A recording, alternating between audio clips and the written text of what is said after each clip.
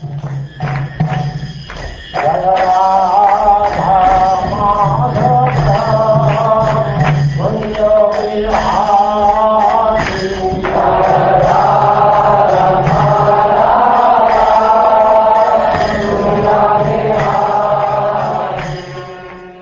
now chapter 10, the battle between the demigods and the demons.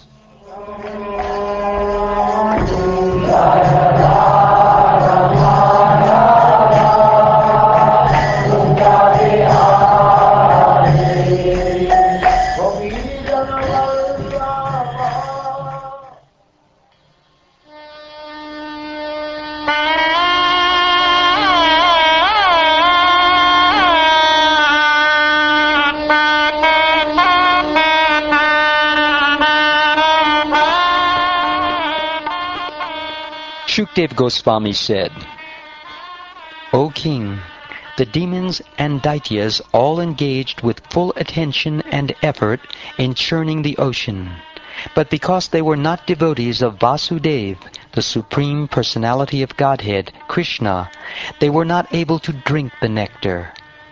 O king, after the Supreme Personality of Godhead had brought to completion the affairs of churning the ocean and feeding the nectar to the demigods, who are his dear devotees, he left the presence of them all and was carried by Garuda to his own abode. Seeing the victory of the demigods, the demons became intolerant of their superior opulence. Thus they began to march toward the demigods with raised weapons. Thereafter, being enlivened because of drinking the nectar, the demigods, who are always at the shelter of the lotus feet of Narayan, used their various weapons to counterattack the demons in a fighting spirit. O king, a fierce battle on the beach of the ocean of milk ensued between the demigods and the demons. The fighting was so terrible that simply hearing about it would make the hair on one's body stand on end.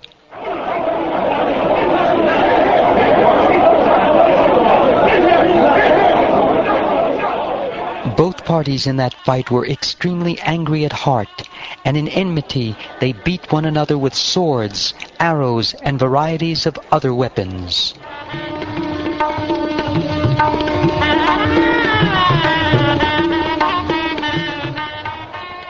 The sounds of the conch shells, bugles, drums, baris, and damaris, or kettle drums, as well as the sounds made by the elephants, horses, and soldiers, who were both on chariots and on foot, were tumultuous.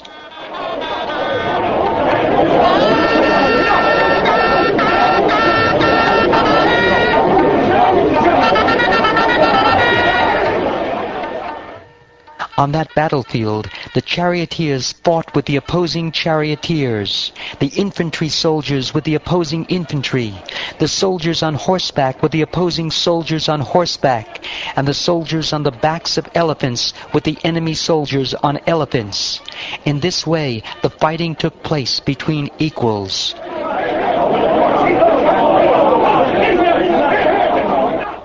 Some soldiers fought on the backs of camels, some on the backs of elephants, some on asses, some on white-faced and red-faced monkeys, some on tigers, and some on lions. In this way, they all engaged in fighting.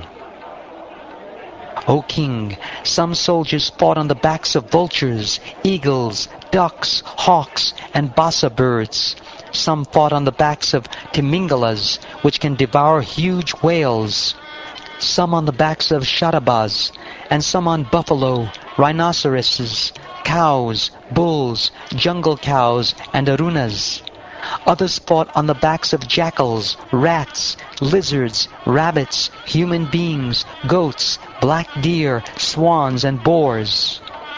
In this way, mounted on animals of the water, land, and sky, including animals with deformed bodies, both armies faced each other and went forward.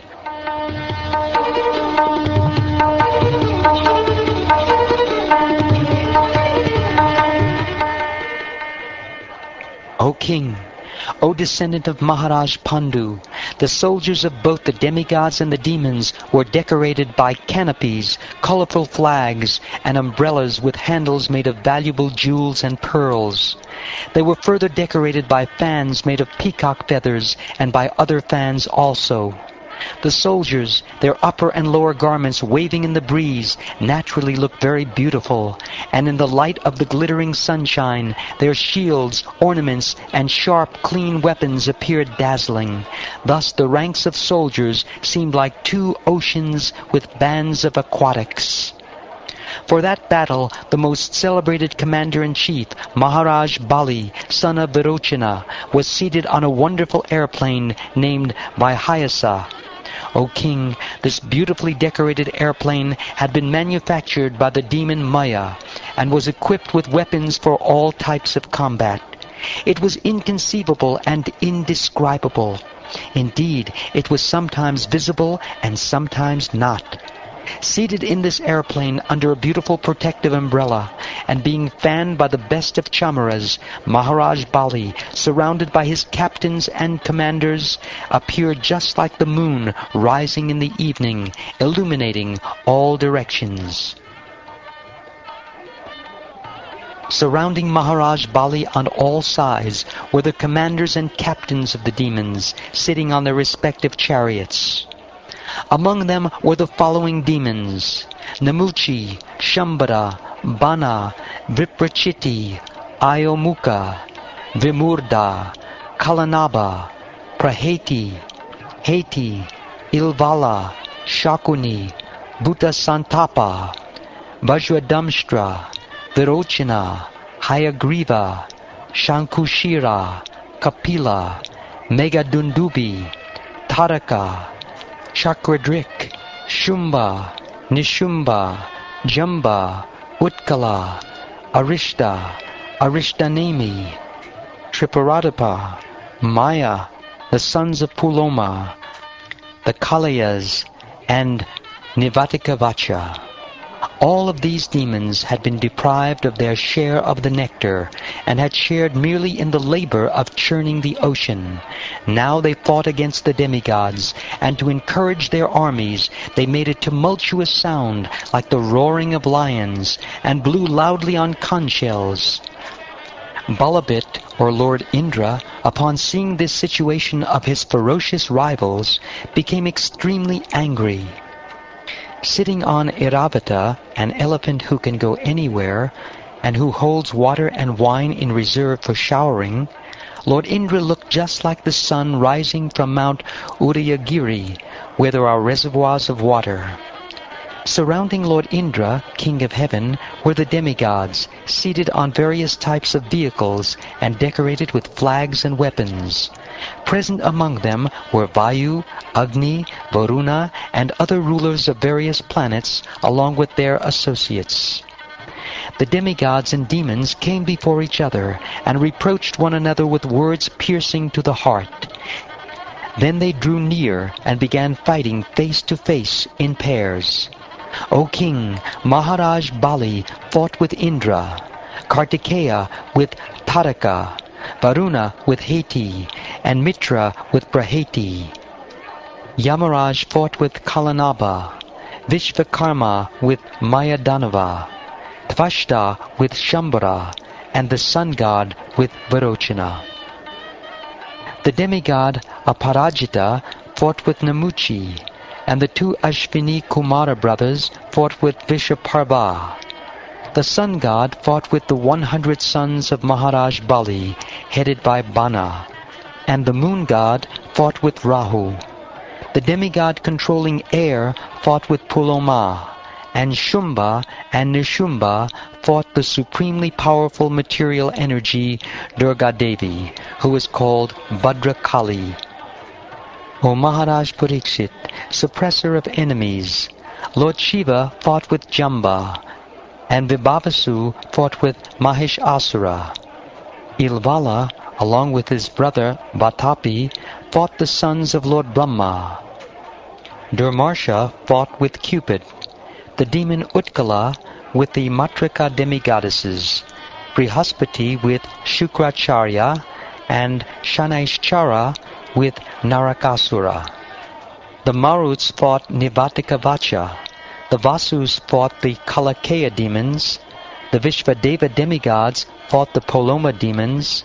And the Rudras fought the Krodavasha demons, who were victims of anger. All of these demigods and demons assembled on the battlefield with a fighting spirit and attacked one another with great strength. All of them desiring victory, they fought in pairs, hitting one another severely with sharpened arrows, swords, and lances.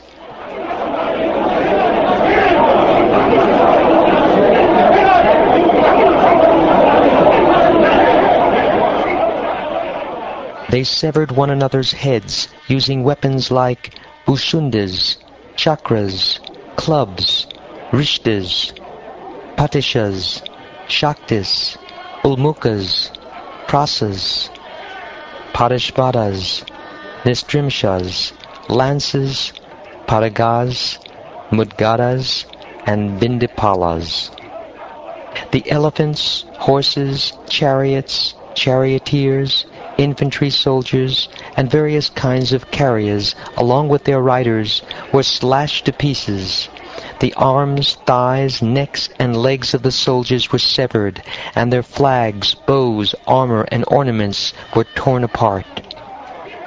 Because of the impact on the ground of the legs of the demons and demigods, and the wheels of the chariots, particles of dust flew violently into the sky, and made a dust cloud that covered all directions of outer space as far as the sun. But when the particles of dust were followed by drops of blood being sprinkled all over space, the dust cloud could no longer float in the sky. In the course of the battle, the warfield became strewn with the severed heads of heroes, their eyes still staring, and their teeth still pressed against their lips in anger. Helmets and earrings were scattered from these severed heads. Similarly, many arms, decorated with ornaments and clutching various weapons, were strewn here and there, as were many legs and thighs, which resembled the trunks of elephants. Many headless trunks were generated on that battlefield. With weapons in their arms, those ghostly trunks, which could see with the eyes in the fallen heads, attacked the enemy soldiers. Maharaj Bali then attacked Indra with 10 arrows and attacked Irabata, Indra's carrier elephant, with 3 arrows. With 4 arrows he attacked the 4 horsemen guarding Irabata's legs, and with 1 arrow he attacked the driver of the elephant. Before Bali Maharaj's arrows could reach him, Indra, king of heaven, who is expert in dealing with arrows, smiled and counteracted the arrows with arrows of another type, known as Bala, which were extremely sharp. When Bali Maharaj saw the expert military activities of Indra, he could not restrain his anger. Thus he took up another weapon, known as Shakti, which blazed like a great firebrand. But Indra cut that weapon to pieces while it was still in Bali's hand. Thereafter, one by one, Bali Maharaj used a lance, prasa, tomara, rishtis, and other weapons. But whatever weapons he took up, Indra immediately cut them to pieces.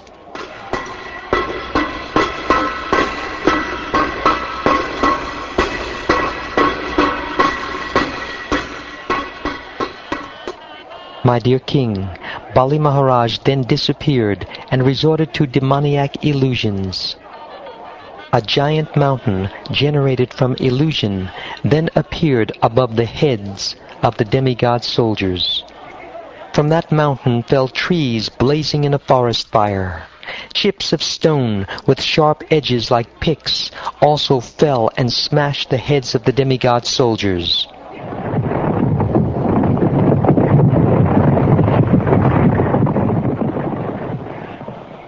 Scorpions, large snakes, and many other poisonous animals, as well as lions, tigers, boars, and great elephants, all began falling upon the demigod soldiers, crushing everything.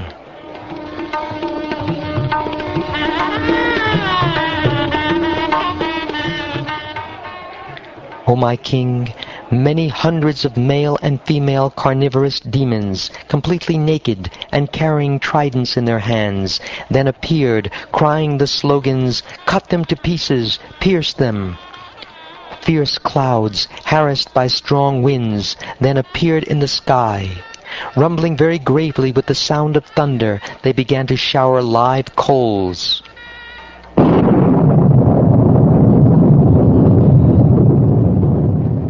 A great devastating fire created by Bali Maharaj began burning all the soldiers of the demigods. This fire, accompanied by blasting winds, seemed as terrible as the Samvartaka fire, which appears at the time of dissolution.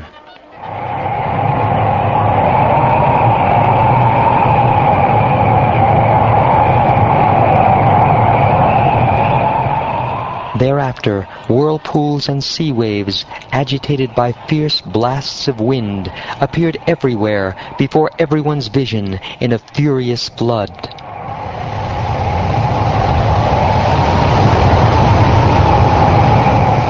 While this magical atmosphere in the fight was being created by the invisible demons who were expert in such illusions, the soldiers of the demigods became morose.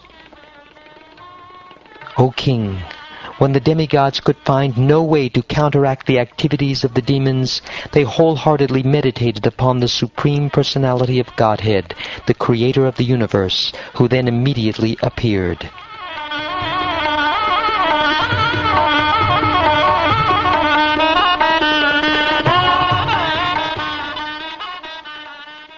The Supreme Personality of Godhead, whose eyes resemble the petals of a newly blossomed lotus, sat on the back of Garuda, spreading his lotus feet over Garuda's shoulders.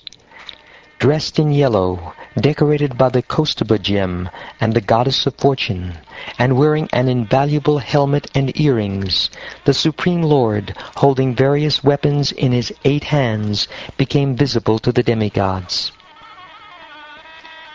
As the dangers of a dream cease when the dreamer awakens, the illusions created by the jugglery of the demons were vanquished by the transcendental prowess of the Supreme Personality of Godhead as soon as he entered the battlefield. Indeed, simply by remembrance of the Supreme Personality of Godhead, one becomes free from all dangers.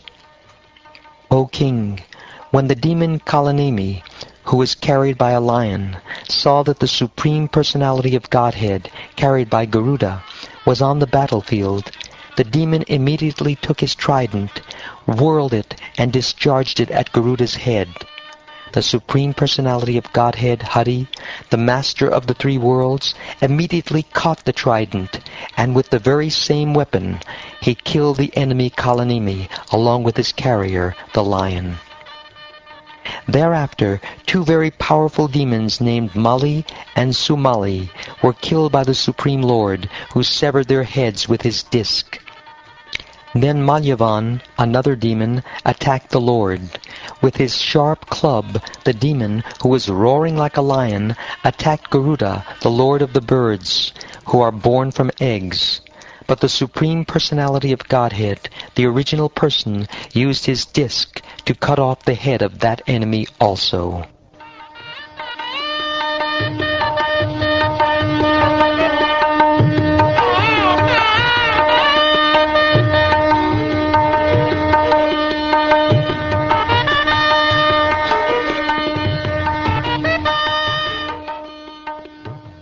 Thus ends the 10th chapter of the 8th canto of the Srimad Bhagavatam, entitled The Battle Between the Demigods and the Demons.